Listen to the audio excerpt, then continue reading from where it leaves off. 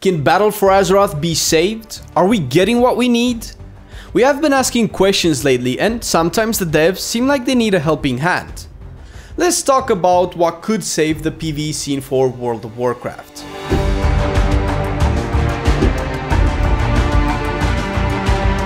Hello peeps, I'm Flame from Marcelian&Flame, and today let's discuss the state of PvE and how we can revitalize it.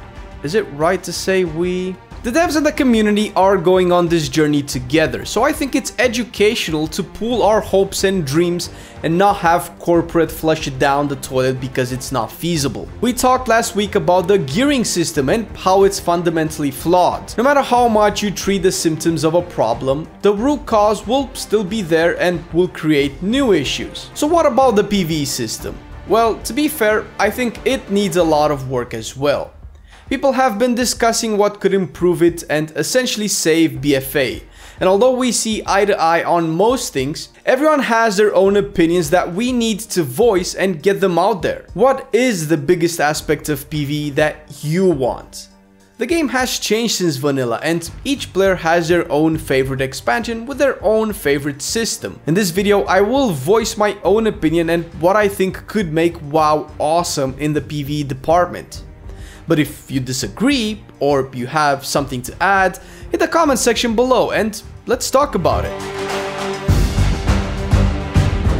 I want to start with dungeons first. Dungeons are probably the main aspect of an RPG ever since its inception. We see it in The Hobbit by Tolkien, and following that, multiple times in Lord of the Rings. Tolkien stands at the base of pretty much all medieval RPG, and most concepts we see in game are based off of his books. For me, a dungeon is a challenge posted to a group of adventurers. They need to band together, cooperate, and overcome the obstacles and be rewarded at the end with an amazing reward. For WoW, it used to feel that way, and for me, those days were the classic and TBC days. I'm not trashing on Wrath of the Lich King and everything after. But in Classic and TBC, I felt like dungeons were hard, long and challenging, and the only way to beat them was to work strongly as a team. The rewards for each boss felt impactful. What are dungeons today though? Well, first of all, they are repetitive, because they are designed that way.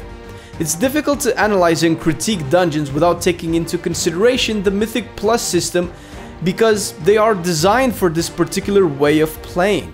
The Mythic Plus system is made to incentivize repetitive play of dungeons and to add competitiveness to it. Naturally, it had success in Legion, and now we have the Mythic Dungeon Invitational scene, which as a concept is amazing to me.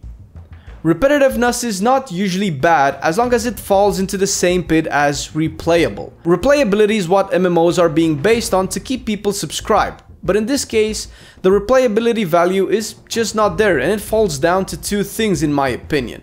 One is the design of the dungeons. It's too trash heavy, way too focused on trash. I would much rather have a few groups of selective mobs that are hard to kill and have them devised as a special encounter, like goons protecting their boss by laying traps, or ambushing our party, or conducting a ritual. Have one or two of these packs before each boss, and the rest just have small fries that can be killed easily or not at all. I'd rather have an extra set of traps or puzzles to go through than fighting two more packs of the same freaking trash. Having each trash be difficult to kill, requiring an interrupt and applying dodge to the party is not the key, because it gets very tedious. Again, we fall into the same concept: when every trash is special, no trash is special. Because of this design, the dungeon gameplay is tunnel visioned, forcing players to focus on AoE. The main criteria of a DPS, and not the only one mind you, is its capability of dealing with AoE situations, because there's just too much trash. That the only realistic way of finishing the dungeon before you get old is to pool large packs and focus on taking them down fast. A great example of a good dungeon is Blackrock Depths. This is probably one of the best concepts for a dungeon Blizzard ever made. It has its flaws, of course, but this dungeon has so much variation into it that after 14 years I still cannot get bored when I level in it. I'm not saying make the dungeons super long, just add more to it than super hard trash with zero incentive to kill. And now we get to our second issue with dungeons, the incentive. This problem has roots into the gearing system. I made a video last week talking about the gearing system and what can we get to make gear interesting again. We used to have cool effects on rings and swords and gloves, and overall gear was actually something to strive for. Check that video out if you guys are curious and let me know if you agree or what you think is better. So let's say we are addressing the incentive issue without changing the gearing system. Right now, the only incentive to do dungeons is to get the gear you want in its highest eye level possible. When you finish the dungeon, and we are talking about Mythic Plus at this point since normal Mythics are usually a waste of time after a few weeks into the expansion, and this could be another problem. But when you finish a Mythic dungeon, you get a chest with Azurite and 2 items as loot, with a third if you completed the dungeon in time. There are 5 people in the party, so the system essentially says, do it again and again, until everyone has their loot. Of course, there's the extra loot chance after plus 10, but most people don't get there, and that's fine, they don't have to. But the reward needs to scale with difficulty, and I think eye level is the wrong way to do it. If it wasn't the only incentive, it would be fine. But what we need is for each level of a key to matter more.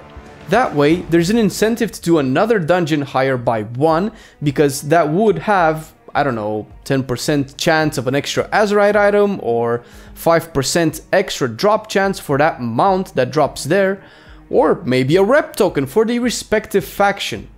And this is just off the top of my head. Or another solution is to spread out the difficulty over multiple levels like the Diablo 3 Greater Rift system. Have Azurite and gold rewards scale with keys every X levels, boost the gear loot by a certain amount. That way there's an incentive to reach a specific breakpoint in levels, plus this idea adds a feeling of never-ending difficulty.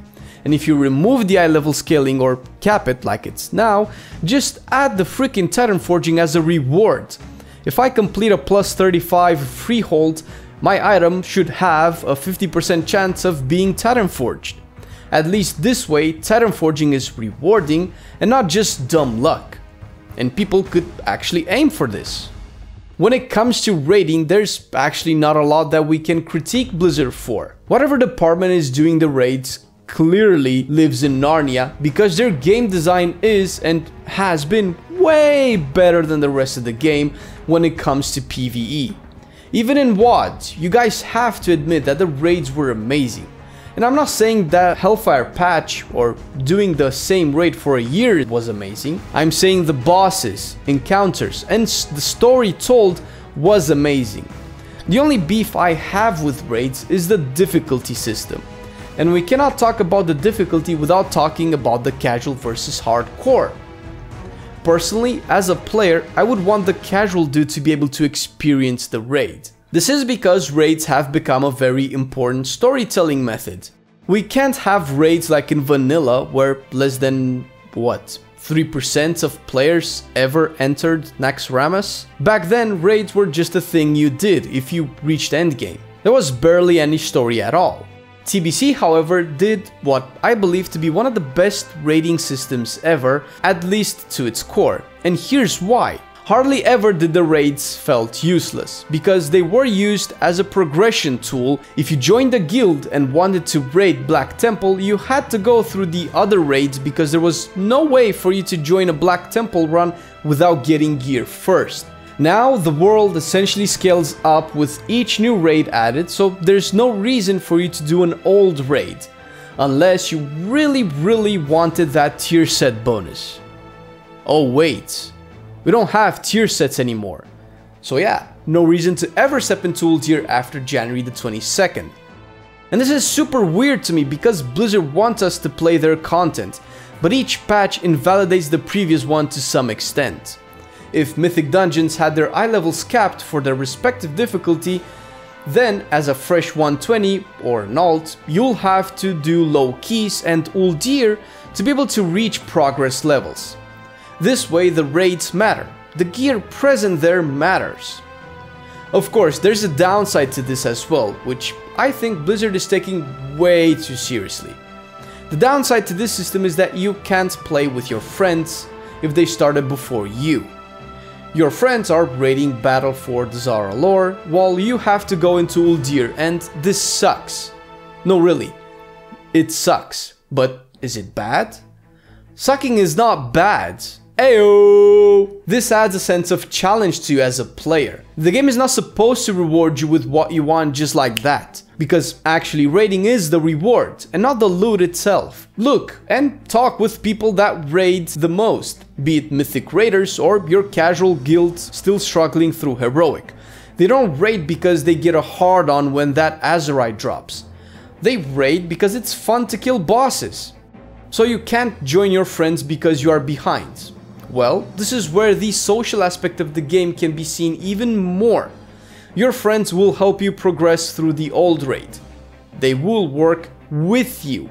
This is an MMO, not a single player RPG where you hit a button to join a raid and the game gives you 19 people who also press the button. I'm looking at you, LFR.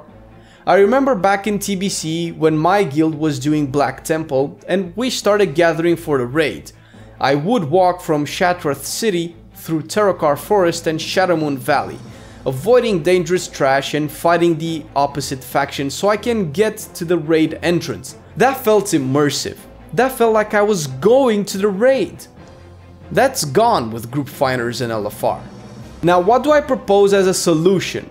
For all the bashing I've done, leave LFR in the game. Leave it as a means for people who cannot commit to guilds and learning their class, so they can experience the story, because the story culminates in the raid. For us, raise the difficulty of normal up to where heroic is.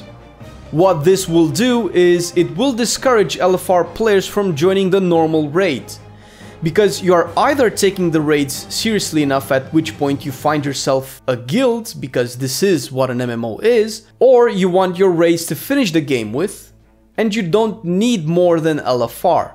It might sound elitist or trashy to say this, but as a player who hasn't had a guild since October, I had to pog my raids, and the amount of people in normal who had no clue what was going on was hard to deal with. And that's not the issue. The issue is that some of these people have no intention on learning the mechanics. To them, the raid is just a means to get loot, and as long as they die in the first minute and the encounter is finished by the 19 other people, they're okay with it. I think taking out group finders for everything except LFR and making normal be heroic level and heroic be mythic level is key. And if you still want another difficulty, have that shit reward like 100% of everything that has to drop, or something like this. My 2 cents on it. Maybe one day we can make a talk show out of this, but until then I want to know what you guys think. Do you agree with what I said? If not, tell me what you think the best way to revitalize the PvE scene is. Don't forget to subscribe and check us on social media. Stay updated with all the content we put out. I love you guys, and I will see you next time.